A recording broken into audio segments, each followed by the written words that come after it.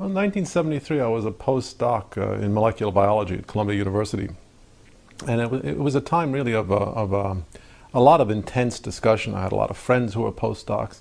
Subjects came up naturally. And I just happened to come across a copy of the Wistar Symposium that was held in 1966 in Philadelphia. It's a collection of essays about Darwinian theory. And I read Murray Eden's article, a critical article about Darwinian theory, and Marcel Schutzenberger's critical argument about Darwinian theory. And I started talking about it with the other postdoctoral fellows, people who were working in the laboratory at the time. And I discovered, somewhat to my own surprise, that the arguments, which seemed so very credible, very important, went virtually unanswered among the biologists that I knew, who tended to dismiss the arguments in a way that suggested that they hadn't really understood them, and if they had understood them, were not prepared to respond to them. And that was the beginning of my skepticism about Darwinian theory.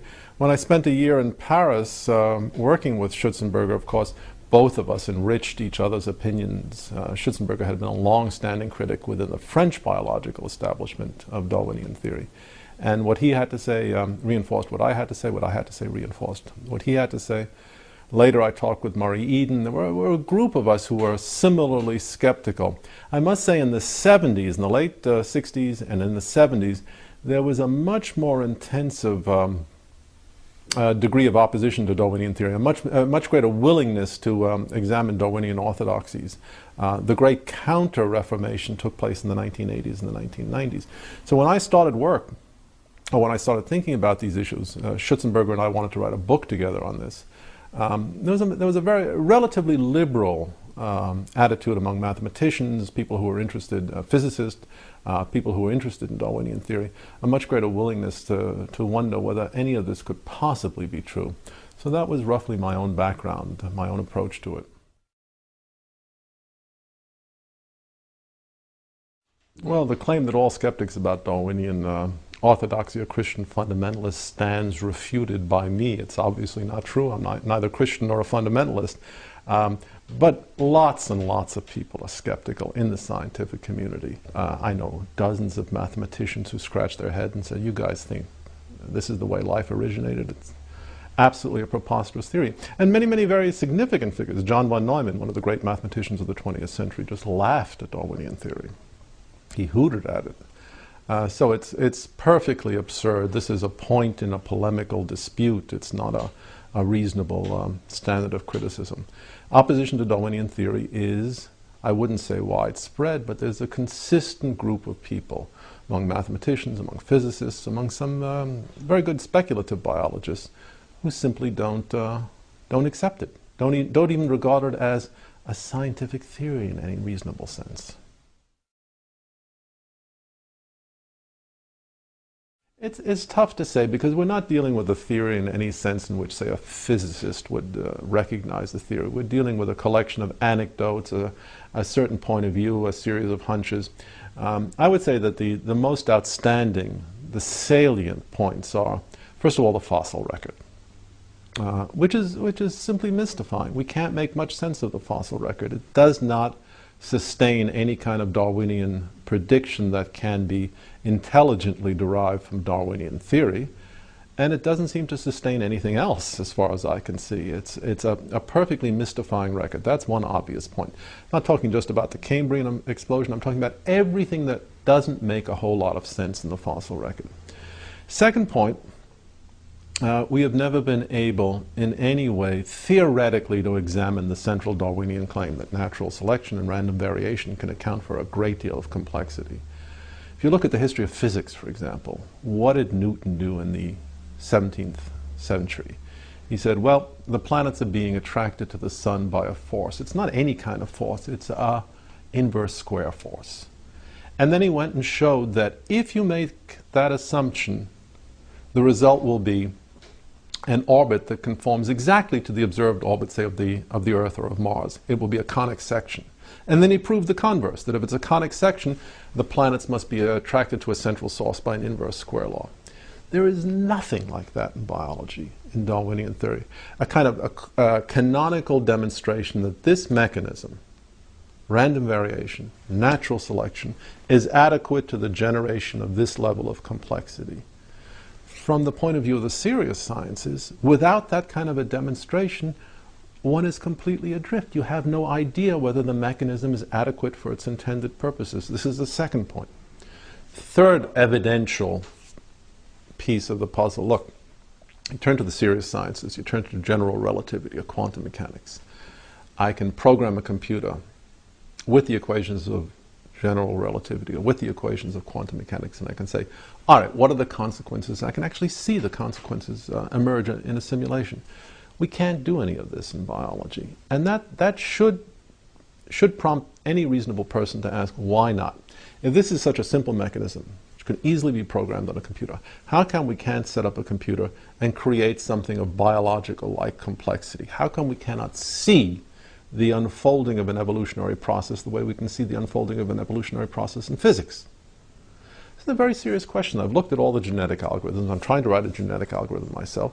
And the sheer fact is, without a tremendous amount of very special manipulation and ad hoc constraints, the computer is not going to generate anything realistic if it uses Darwinian mechanisms, and it will generate something realistic only if it doesn't use Darwinian mechanisms. This is an important point. 50 years after the computer revolution began, we have a splendid tool for assessing the intelligibility and viability of Darwinian theory. And everything that we know, I think this is the uniform experience of anyone working in genetic algorithms, indicates these mechanisms will not work. They will not work for their intended purposes. And finally, there's the utter absence of laboratory evidence. I mean, random variation, natural selection, we should be able to start manipulating organisms. When we look at dogs, no matter how far back we go, it's dogs. When we look at bacteria, no matter what we do, they stay bugs. They don't change in their fundamental nature. There seems to be some sort of an inherent species limitation, and we have no good explanation for this in terms of a Darwinian theory. We should have far more flexibility, far more plasticity under laboratory conditions than we actually do if Darwinian theory or anything like that were correct. What we see in nature, what we see in the laboratory, is very highly bounded variation, cyclic variation, as for example finch beaks in the Galapagos Island. That's about all we see. Small variations. Why is that if Darwinian theory is correct? These are evidentiary points that I think need to be stressed, need to be examined openly, honestly. And they never are, of course. Never are. Look, the stuff about finch beaks is certainly interesting. Let's not confuse ourselves about that. The question is, can it be extrapolated, or does it represent cyclic variation? I can say, here's an account of how the eagle flies. Look, I get up, I jump in the air, I flap my hands a couple of times, and I land a few feet from where I started. Thus the origin of flight. Oh. The obvious response is, this is nutty. You can flap your hands as long as you want. You won't fly like an eagle. The argument from extrapolation can work in some circumstances. It fails in other circumstances. Plainly, in the case of a human being who jumps 2 feet in the air and then lands 2 feet from where he started, the argument from extrapolation fails. What persuades you in the case of the Galapagos finch that what seem to be cyclic variations are the start, the commencement of a grand process of speciation?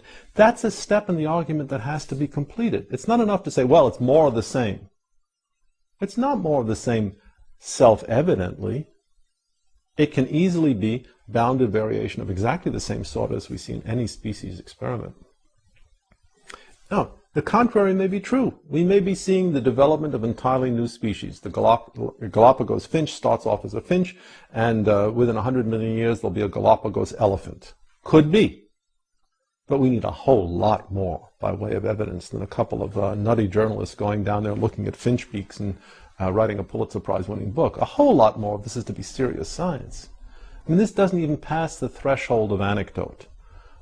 Finch beaks change in size. Yeah, they do. They change in shape, too. It seems to be correlated with seasons. There seems to be a regress back toward the mean when the seasons change again. If this is the part of a spectacular evolutionary extrapolation, let's have additional reasons for thinking that.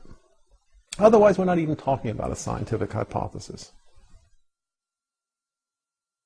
The interesting argument about the whale, which is a mammal after all, It belongs to the same group of organisms as a dog, a human being, a chimpanzee, or a tiger. The interesting argument about a whale is that if its origins were land-based originally, then we have some crude way of assessing quantitatively, not qualitatively, but quantitatively, the scope of the project of transformation. The project is very simple. Let's put it in vividly accessible terms. You've got a cow. You want to teach it how to live all of its life in the open ocean, still retaining its air-breathing characteristics. What do you have to do from an engineering point of view to change the cow into a whale? This is crude, but it gives you the essential idea.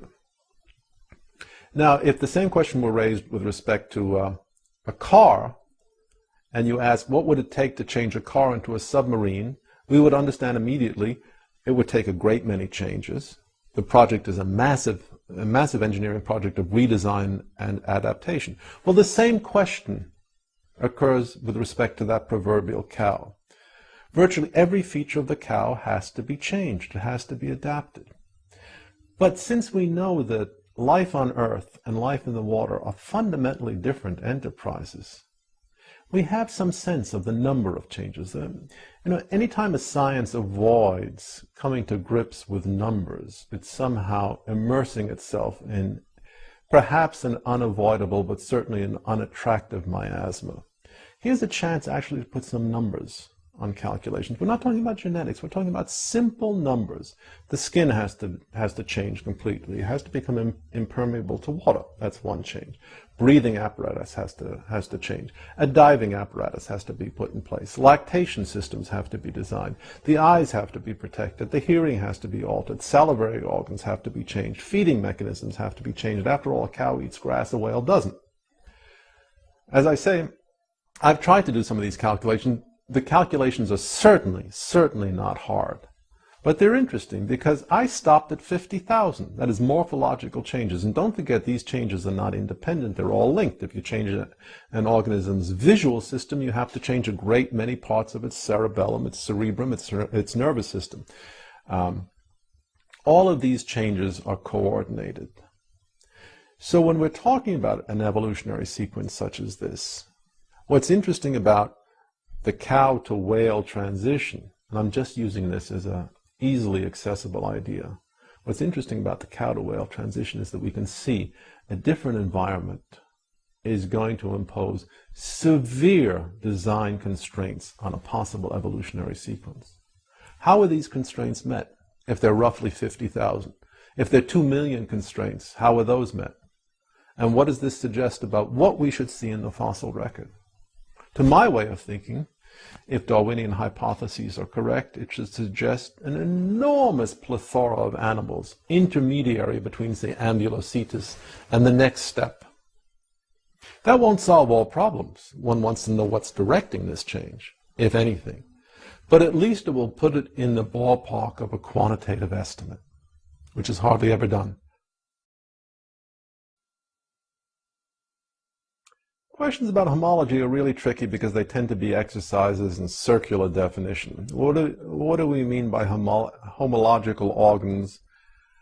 Well, in the 19th century, in the early 20th century, geneticists and biologists struggled to put together a criteria for homology. They talked about similarity in embryological development, similarity in function, similarity in morphological form.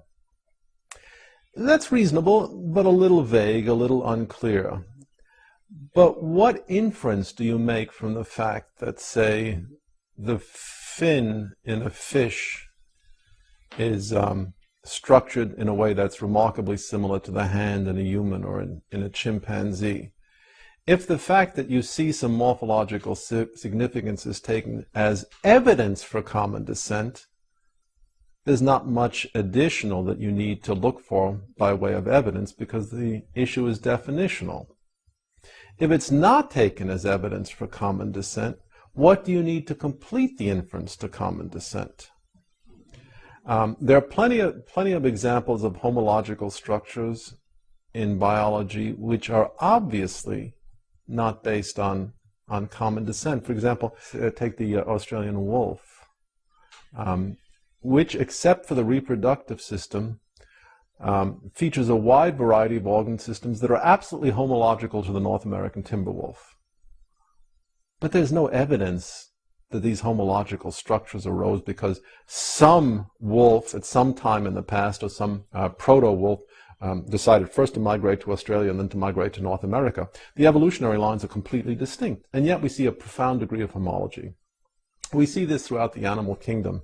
The whole issue of homology, commonality of form, is riddled with a great deal of philosophical uncertainty, because it's never clear what the evidence is for, and how one is to avoid completely circular reasoning. What is clear is that within family groupings there are profound similarities in structure. We can say that. But whether they arise because of some constraints in the circumstances of life, or because there's a genuine explanation in terms of a common ancestor, we just don't know in many cases. The entire mammalian group of animals, for example, all of the mammals, have many, many properties in common. Why this should be, we don't know. For example, the pentapod nature of all extremities. Why is 5 preferred in the mammalian kingdom and not 7 or 13 or 52? It's an obviously interesting question. If we say that it is because the mammalian organisms were derived ultimately from fish, then we have a profound number of problems in that pectoral and pelvic girdles also obey the rule of 5. They also obey the rule of 5. Where did this constraint come from? It's not entirely clear. The idea that mutations are considered the engines of evolution has only one problem: there's no evidence to support it. As far as we know, and that's a considerable problem, not an overwhelming problem for a scientific theory. There are plenty of scientific theories that lasted a long time with absolutely no evidence. But the idea that mutations are the driving force encounters a fatal difficulties. Almost all mutations are deleterious. Almost all of them do the organism absolutely no good. In fact, we have a devilishly hard time finding any mutations that do the organism any good whatsoever. That's one problem. The second problem is that by now we should be attentive enough to look for contrived circumstances in which we can test this idea that mutations, by definition random, work as the engine of evolution. What we have are a variety of lifelike systems, books, for example, or computer codes. And what we know is that unless we do a lot of careful stage management, arbitrary events in either books or computer codes tend to screw the code of the book up irreparably. Now there's a large question here. If I take a copy of Windows 2000 XP and I start introducing random changes, within a very short while the code will crash. The whole system will be useless. Why exactly is this not happening in living systems? I don't want a lot of hand-waving in response. I want a precise quantitative answer. Living systems don't experience catastrophic failure under random mutations because. And if you know, tell me. I'll take your call day or night.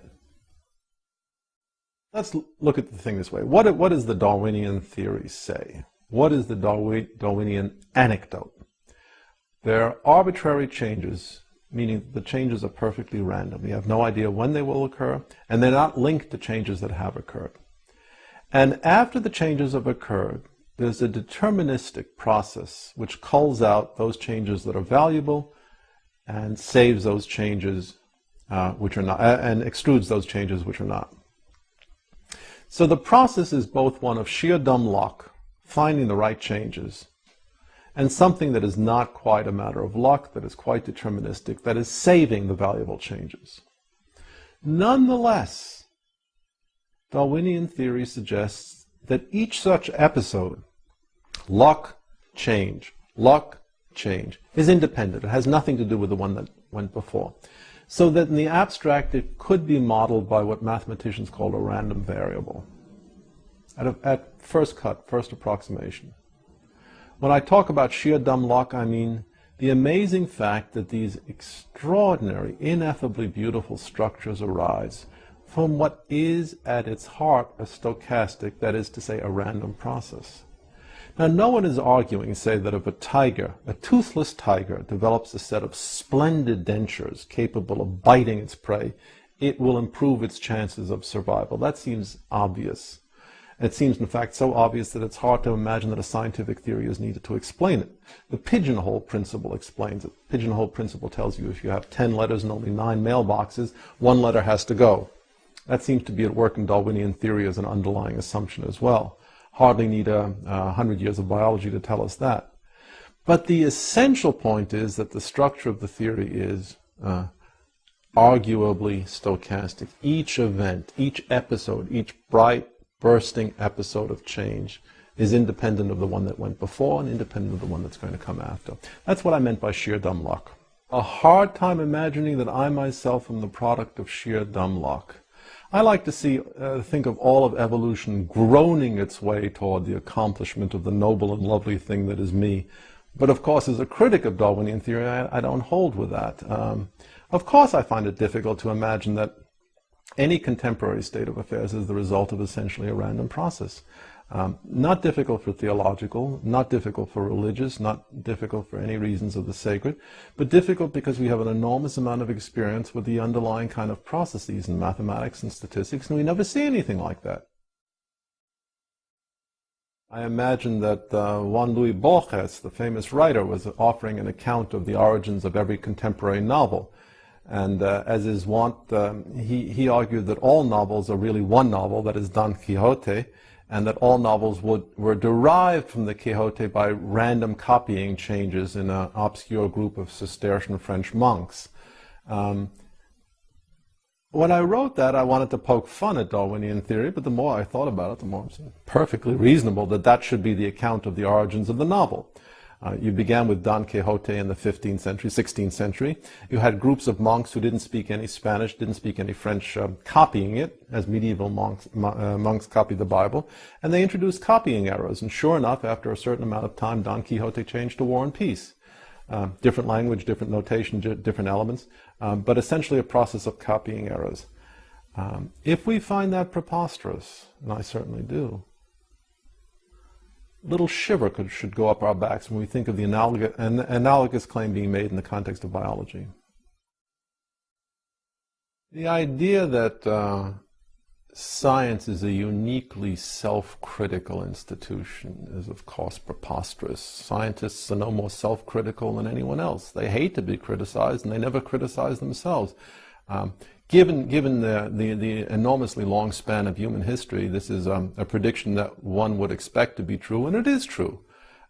There are local mechanisms of criticism in science. I mean, within established theories, if somebody publishes data that don't work out in the right way, or if there are mathematical flaws in a certain theory, these tend to get known. But large global criticisms of the scientific enterprise are very, very difficult to find, and certainly are not being promulgated by the scientists themselves with any great ebullience or enthusiasm. Look, these people are only human. They hate criticism. Me too. Me too. It's not a surprise. The idea that scientists are absolutely eager to be beaten up, that's one of the myths put out by the scientists, and it works splendidly so that they can avoid criticism. If somebody's got a lot of money at stake, a lot of research money, the words, I don't have a clue, are guaranteed to end his or her funding. If someone is relatively free to say exactly what they feel like saying, yeah, there are people who say, we really don't know. We're really in the dark about this. So a lot of it depends on the institutional constraints of science itself. We're asking for standards of behavior that it would be wonderful to expect, but that no serious man actually does expect. 100 years of fraudulent drawings suggesting embryological affinities that don't exist. That's just what I would expect if biologists were struggling to maintain a position of power in a secular democratic society.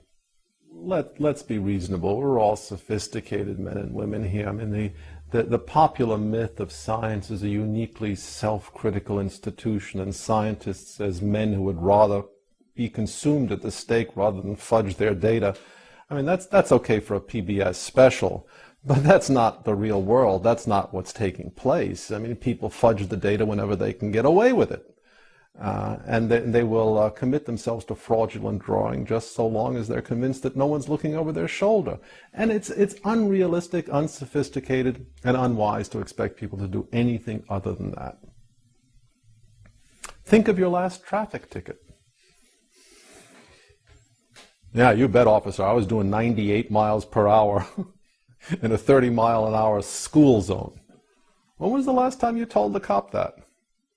And yet we expect a biologist to say exactly the same thing about drawings which have been his stock in trade for the last 100 years. The much more relevant question is how is it that we live in a society where the point of view, the splendidly cynical point of view I'm adumbrating right now, is not common wisdom, and we don't look more closely at what these people say? One of the reasons that people embrace Darwinian orthodoxy with such an unholy zealousness is just that it gives them access to power. It's as simple as that. Power over education, power over political decisions, power over funding, and power over the media. No one in a society which is openly contemptuous of religious expression in any form wants to be identified with the side at which the intellectuals and the leaders of taste and opinion are going to snicker. This again is human nature. We would not expect a philosopher to be boisterous in his denunciation of Darwinian theory if it could cause people at the faculty club to whisper about him. And that's exactly what we find. Tremendous amount of pressure in this society or any other to conform to socially accepted beliefs, strategies of evidence appraisal and the like. Well, the idea that the scientific enterprise is governed by a majority of opinion, it's not entirely a foolish idea. I mean, we can't get rid of it completely and say that the truth is so unassailable that it can be discovered by one individual, inevitably running against the tide of every other individual. There has to be some consensus on some points of view of science.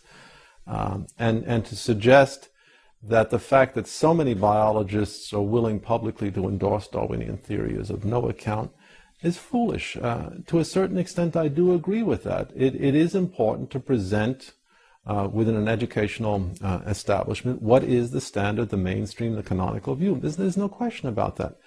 But at the same time, for heaven's sake, let's open up the discussion a little bit and present some countervailing views, at least to the extent of appraising Darwinian theory in the context that realistically portrays it for what it is.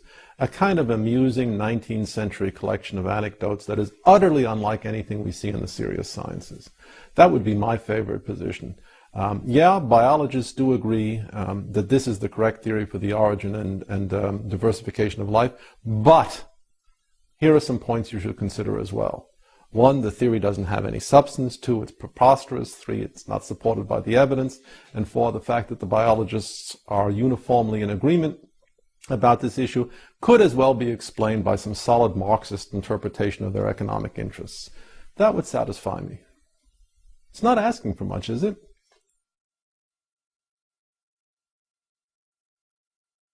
We don't know anything about the progress of science. As far as we can tell, it depends on unique, unrepeatable events, the confluence of genius and inspiration. And in between those unique and unrepeatable events, there's a lot of patient work of accumulation of data, facts, theory, testing, assessment. It's not even clear that science is progressing. It might be moving in a circular pattern, ever deeper entrenchment of a single set of ideas. That certainly seems to be true in physics. Has physics progressed beyond Newtonian mechanics? Well, it's certainly been enriched. It certainly has acquired additional concepts, additional powers. Whether the powers are due to technological development or theoretical insight is another issue.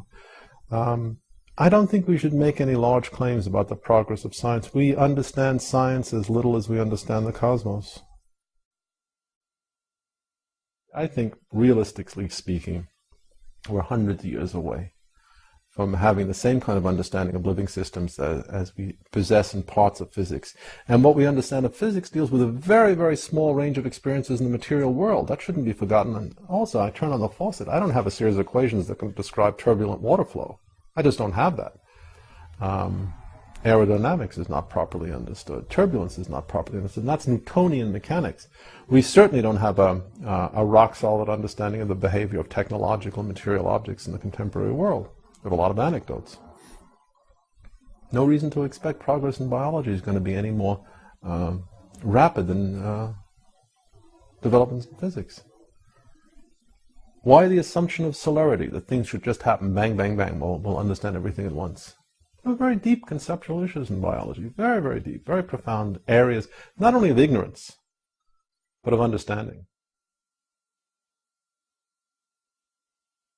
This is a country with all too much civility. It really is, especially on important issues. But look how much we've lost in this country. I would encourage you to this. Go back to the 1920s, 1930s. Pick up anything that H.L. Mencken has written, for example. Robert Ingersoll, H.L. Mencken, handful of critics, and ask yourself, could one write this way today about important issues? And we've lost something in this country because we've become afraid of controversy, afraid of polemics. That's not a healthy thing. It's invigorating. The question whether name-calling is evidence of an imaginative paucity is hardly a fair question to put to me. I mean, because I revel in the name-calling, and when I don't have an argument, I tend to abuse my opponents just as easily as they tend to abuse me. Again, I don't think too much should be made of that. There is a pattern. It's not a scientific pattern, it's a pattern in human affairs. When people haven't been criticized in a long time, they react with a great deal of indignation when they're criticized for the first time. It's human nature.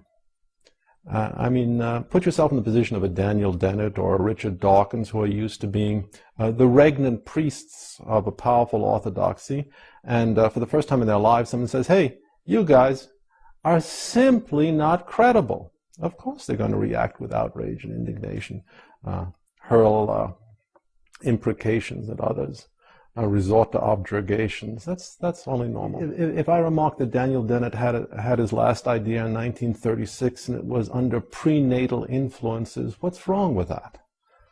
It just sharpens the debate. It puts a lot of emotional emphasis on the debate, and it forces people to come up with something better. That's the real point of name-calling. It forces people to come up with something better.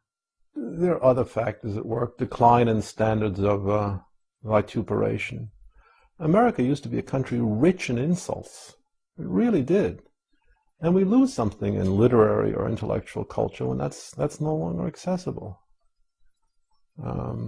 You get a guy like Daniel Dennett, whose greatest intellectual achievement was growing that stupid beard of his, masquerading as a scientific expert on Darwinian theory, staring at the camera, and no one is dousing him with a bucket of water. It's incredible to me.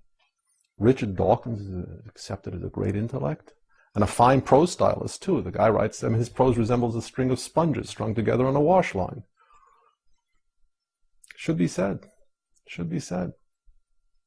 This isn't a question of hatred. It's the question of the effective expression of indignation. There's no reason a democratic society has to be afraid of that. Go after the guys. We've become very defensive, very timid. I mean, look, the fact that we have to justify an attack on Darwinian theory is a very sad commentary on the health of American society. It shouldn't require a justification. It shouldn't. And yet it does. I mean, a very timorous aspect to American society right now. It's gone to the black community, and that's a wonderful thing. But no community in America has mastery of the contemporary language of invective, insult, argot as the black community does. Trouble is, not enough of the guys in the black community are devoting their talents to attacking Darwinian theory or quantum mechanics. That's the trouble. Get these rappers off MTV, put them to work, focused direction on Darwin.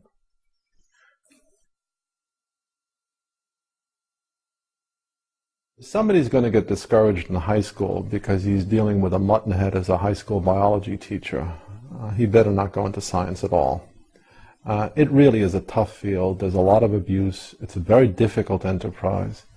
And you shouldn't be discouraged easily. The only thing you should take from your experience is the standing refutation of the doctrine of the survival of the fittest that every high school instructor in biology provides. Every education is experienced not only because of your teachers, but in spite of your teachers.